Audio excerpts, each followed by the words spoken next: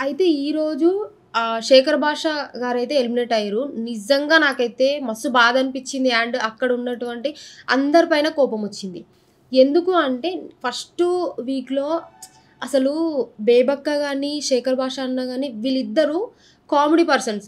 So, 'Shekhar భాష' అన్న మనం ఏ పదం ఇచ్చినా దాన్ని కామెడీ చేసేసి అందరిని అక్కడ ఉన్నటువంటి వాళ్ళను మస్తు నవ్విపిస్తాడు. ఫస్ట్ ఆఫ్ ఆల్ నాకైతే అసలక్కడ బంతిపూల దండలు తెచ్చిర్రు గదా!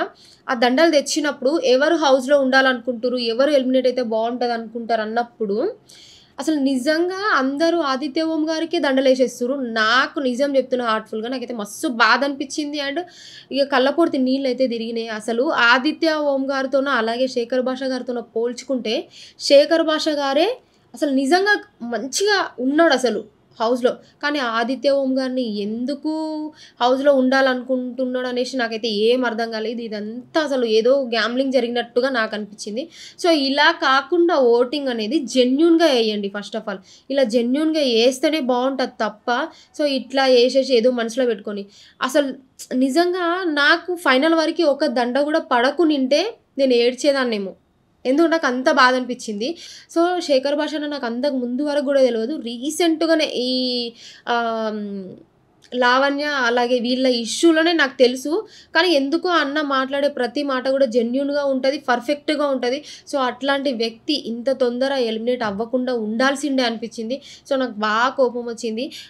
ఇంకా ఏంటి అంటే నేను విష్ణు గారిని ఏమనుకున్నా అంటే ఖచ్చితంగా 'శేఖర్ భాష' అన్నకే దండ ఏసి ఉండాలి అంటదనుకున్నా. సో, అసలు కరెక్ట్ అనిపించలేదు విష్ణు గారి విషయంలో.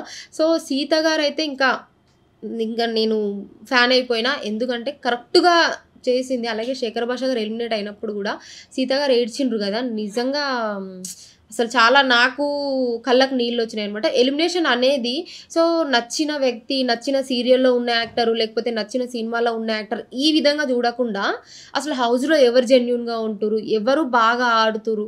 సో, ఆ విధంగా సెలెక్ట్ చేసుకుంటే బావుంటది. అయితే 'శేఖర్ భాష' గారు ఎలిమినేట్ అయిన తర్వాత బయటికొస్తాడు గదా! బయటికొచ్చిన తర్వాత నీకు ఆహ్, నచ్చిన వ్యక్తులు ముగ్గురు చెప్పండి. ఫేక్ అనిపించిన వాళ్ళే ఒక ముగ్గురు చెప్పండి అన్నప్పుడు అందులో ఇద్దరు పేర్లయితే పెట్టిండు ఫేక్ అనిపించిన. సోనియా అండ్ మణికంఠ. అసలు డిట్టు నా మనసులో ఏముందో అవే పాయింట్స్ చెప్పిండు 'శేఖర్ భాష' అన్న గూడా. నాకు సోనియాని చూస్తే ఏమనిపించిందంటే ఫస్టు ఆమె లోపలికి ఎళ్ళేటప్పుడు డాన్స్ చేసుకుంటూ ఎళ్తారు గదా! అప్పుడు ఎళ్ళినప్పుడు అబ్బా! ఎంత బావుంది స్మైల్. సో, చాలా మంచి పర్సన్ లాగా ఉంది అని నాకనిపించింది. సో, అక్కడికి పోయిన తర్వాత నవ్వు నిజంగా అసలు ఎంత బాధున్నా ఆమె నవ్వు చూడగానే కొంచెం కూల్ అయ్యేటట్టు అనిపిస్తది. కానీ ఎలిమినేషన్ చేసేటప్పుడు ఈ ఓవర్ మాటలు అసలు ఒక మనిషి బాధపడుతుండా లేకపోతే ఏందనేది పట్టించుకోకుండా అసలు మాట్లాడుతది చూడు అది మాత్రం చిరాకనిపించింది. అసలు 'శేఖర్ భాష' అన్న చెప్పినట్టుగా సోనియా లోపల 2 ఫేసులున్నాయి. సో, ఆమె అసలు నటిస్తూ ఆడుతుంది. ఇంకొకటి మణికంఠ అన్న గురించి గూడా అసలు చెప్పింది కరెక్ట్ పాయింట్స్ అసలు. స్ట్రాటజీ ప్లే చేస్తుండు, ఎమోషన్ డ్రామా ఆడుతుండని చెప్పిండ్రు గదా! అది గూడా నిజమే. అంటే ఫస్ట్ వీక్ మొత్తంలో ఏమనుకున్నానంటే సో, మదర్ సెంటిమెంట్, సో, నా వైఫ్ కావాలి సో, అది ఓకే. అది నిజమే కావచ్చు. కానీ దాని ద్వారానే ఓట్లు సంపాదించుకోవాలనుకోవడం, అలాగే దాని ద్వారానే విన్ అవ్వాలనుకోవడం అనేది కరెక్ట్ కాదు. 7 సీజన్‌లో గూడా పల్లవి ప్రశాంత్ గారు అలాగే చేశారు. 100% అట్లా ఓట్లేసి అంతా ఆగమాగమై బయట ఏమైతుందనేది అందరికీ తెలుసు.